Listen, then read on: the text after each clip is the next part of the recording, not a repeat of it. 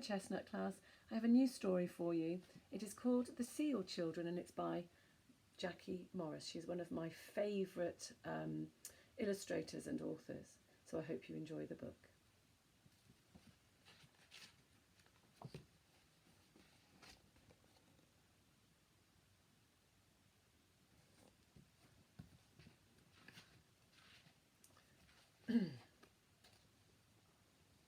There is a place on the edge of Wales where fields and moorlands meet, where heather and gorse slope down to the high cliffs. Waves crash and bite at the cliffs, and the wind lifts and the spray as seals sing to the rhythm of the sea. Stones and walls mark where a village once stood.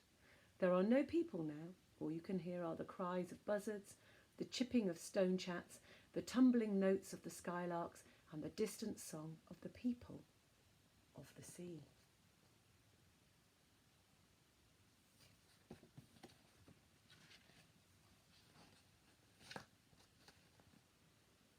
Long ago, one of the sea people, a Selkie, came to live in the village.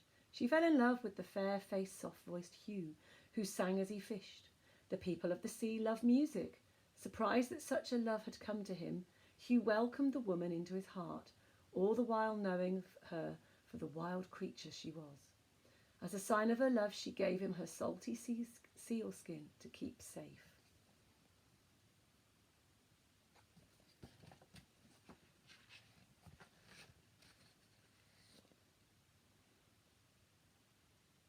Time passed and the sea woman bore Hugh twins with eyes of sparkling and green as the waters of her home. The girl they called Fionn and the boy Morlo. After the sea woman's people, the children helped their mother and father on land and sea. Fionn fed the chickens, collected warm speckled eggs, and planted seeds in the garden. Morlo fished with his father, hauling nets and crab pots. The smell of the sea salt was on his skin and the heather in his sister's hair. In the evenings, their mother sang them songs of life beneath the sea. She told them of hills and valleys, and weed-waving forests, foam palaces, and shining cities of gold and pearls. How Morlo longed to see them.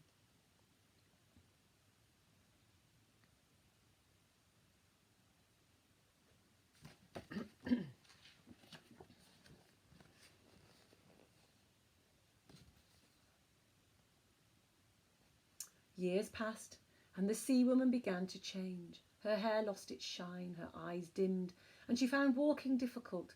It was time for her to go back. Hugh found her sealskin, and one night when the summer moon was full and heavy, she walked into the sea and plunged beneath the waves. The water echoed with cries as the sea people welcomed her home. Hugh turned and made his lonely way up to his cottage. From that day his nets were always full. The sea people guided shoals of sparkling fish to his boat while Hugh played tunes on his fiddle to say thank you. And a fiddle is a violin.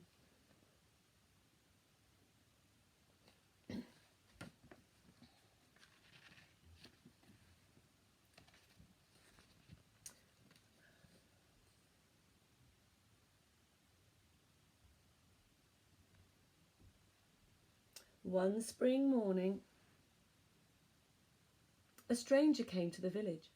In exchange for bread and fish and blackberry wine, he told of his travels, and he spoke of a land far away where people owned their own land, where they profited from the fruits of their labour, instead of watching the landlords cart away the lion's share. He stayed for a while, and a dream began to form in the minds of the villagers. Now all they could think about was how to pay their passage over the sea to the land far away. I think it's America. So they searched their houses for farthings, pennies and silver sixpences, for family treasures to sell, until they realised that they would never have enough. There he is, telling his stories.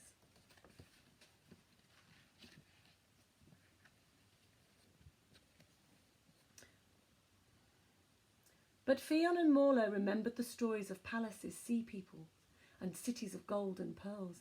The next full moon they climbed down the steep path to the stony beach. Everything was still and cold. Together they sang a song to call their mother up from her home. As the last note echoed in the dark haze, a sleek dark head broke through the water. Their mother drew herself up from the water, beautiful and strong, and as she hugged her children close, They told her why they had come, asking, "Is it true? Are there riches in your world? Can you help us?" And there she is. Look, there's the mother.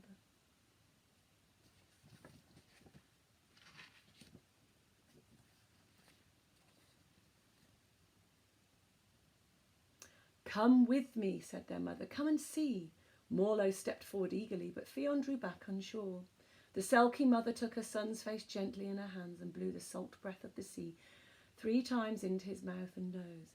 Then she led him down beneath the waves. Fear gripped Morlo as they sank into the depths. Icy water cut through him, and his lungs felt that they would burst from the shock as he gasped for breath. Together they rose to the surface. He breathed again and dived down with his mother, for they were 2 seals now. Down and down they went to the hills, valleys and forests beneath the sea.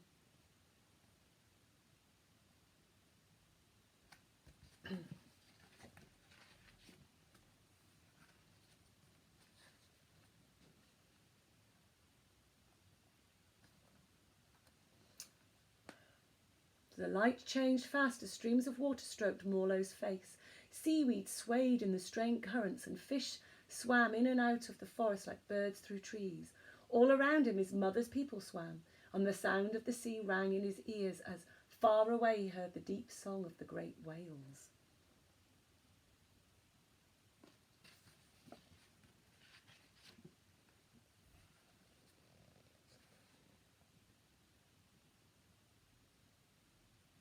On the beach, Fionn waited, fearful and shivering. As the moon rose higher, she saw 2 sleek heads rise through the foam, and the moonlight glinted on a box tossed out of the waves at her feet. It was covered in barnacles and wrapped in golden ribbons of kelp. Relief flooded through her as Morlo came out of the water. His eyes were full of excitement, and Fionn knew that he would return to the sea with his mother. They embraced and wiped salty tears from each other's eyes. Then once again the Selkie breathed the life of the sea into her son, and they slipped into the shining water. Fionn climbed the steep path home carrying the box.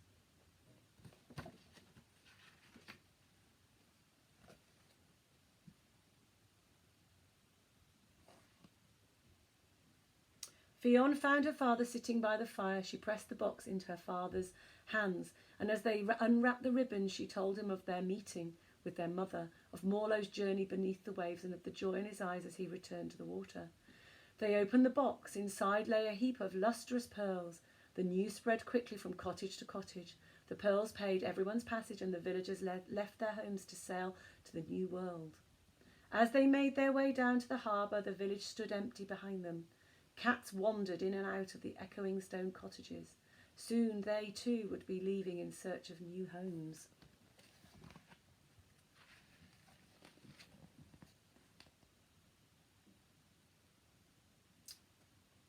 And as the ship carrying Hugh, Fionn and the villagers sailed out of Fishguard harbour, 2 seals raised their heads above the water and sang their goodbyes. Look, there they are.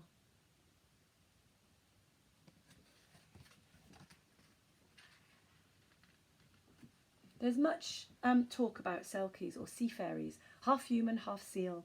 They appear all around the British coast, and there are many stories about them. Usually they are women, but some are men. The legend goes that if you find the skin of a Selkie, you can keep her a prisoner on the land and she will become a faithful wife. But should you ever find her skin, she will return to the sea. The village stands about a mile from where Jackie Morris lives, perched high above cliffs, called Maisie Myneth, Place of the Mountain. It was inhabited until the beginning of the First World War. It is said that the people there became Quakers and wanted to go to Pennsylvania in America to start a new life, but they never raised enough money to go together and drifted off elsewhere. Life there was always hard because all the cottages were tied to farms, and even small children worked in the fields.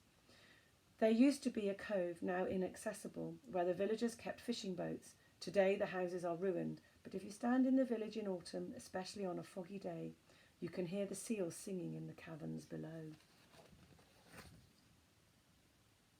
This is a place that I go with my family regularly, and it really does muster up some really good creative writing, and that's some of her very special drawings. Well, I hope you enjoyed the story. See you again soon. Bye.